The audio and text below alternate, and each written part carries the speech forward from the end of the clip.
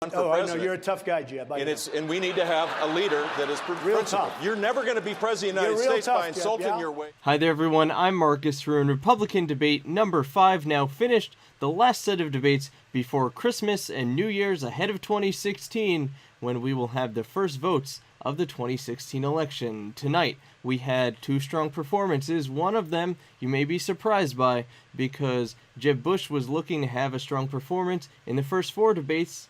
No luck there, according to analysts, but tonight, Jeb Bush and Ted Cruz had 2 of the strong performances, according to analysts, and what they've said so far. Well, Donald, is great at the one-liners, but he's a chaos candidate, and he'd be a chaos president.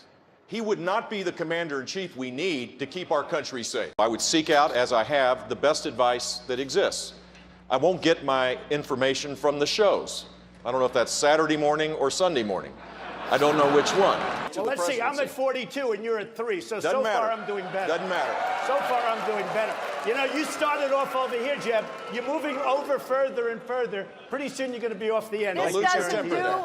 Now, who won? Looking at data based on Google, you can see that Donald Trump was number 1, and Ted Cruz up there with a strong performance as well, followed by Marco Rubio, Carly Fiorina, and Ben Carson and Jeb Bush as the top candidates, overall as an average. But if you want to look at the top single moment, who was that? That was Ted Cruz. You see he has that yellow peak there on that graph. Now, let's take a step back to the earlier debate. There was an earlier debate with 4 candidates, the undercard debate, and the candidate who stood out there appears to be the one who was not invited to the last debate.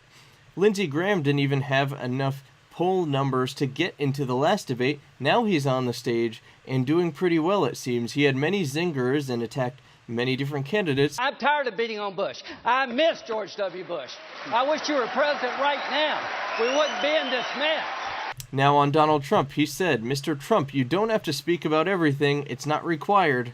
Again, Trump wasn't on the stage there. Trump was on the stage 2 hours later, but he still went after Trump. He also said if Trump were to win, ISIL would be dancing in the streets. They just don't believe in dancing. Foreign policy, mixed with jokes there from Lindsey Graham, and one more line from him along the same lines, Russian President Vladimir Putin. He said, "I'm not afraid of a guy running around on a horse without a shirt." Some lines that are memorable that you saw a lot of reaction on social media.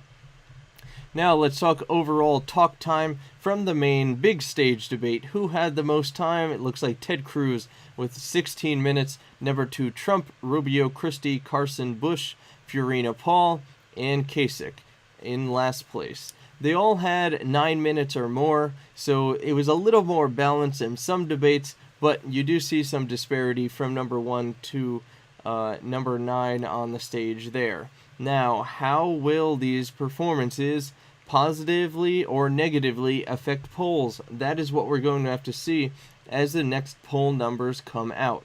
In previous polls, we saw Trump get higher and higher, including ones this week that put him at over 40% of the vote in the Republican Party.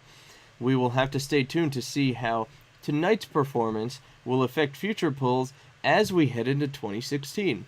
And as we head into 2016, you should stay with 24newsnow.com for your coverage, both on YouTube and our website.